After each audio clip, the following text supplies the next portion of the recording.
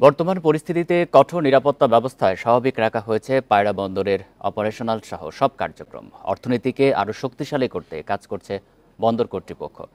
পায়রা বন্দরের সর্বত্রই জোরদার করা হয়েছে নিরাপত্তা ব্যবস্থা। বন্দরের নিরাপত্তায় ৩১ জন বন্দর নিরাপত্তা সদস্য, ৪৮ জন আনসার সদস্য, ৪২ জন নৌবাহিনীর সদস্য মোতায়েন রয়েছে। এছাড়া বন্দরের জলসীমায় নিরাপত্তার জন্য টহল দিচ্ছে নৌবাহিনী ও কোস্টগার্ড। চলতি মাসে ৮টি পণ্যবাহী মাদার ভেসেল পায়রা বন্দরে নোঙর করেছে।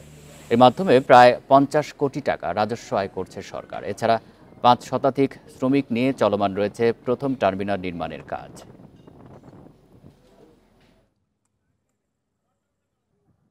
আমাদের ফার্স্ট টার্মিনাল, প্রশাসনিক ভবন, আমাদের বন্দর এলাকায় সার্বিকভাবে নিরাপত্তা প্রদান করে যাচ্ছে এবং একই সাথে বিসিপিসিএল এর যে আমাদের কোল প্ল্যান্ট সেখানে সেনাবাহিনী থেকে একটি কন্টিনজেন্ট প্রদান করা হচ্ছে।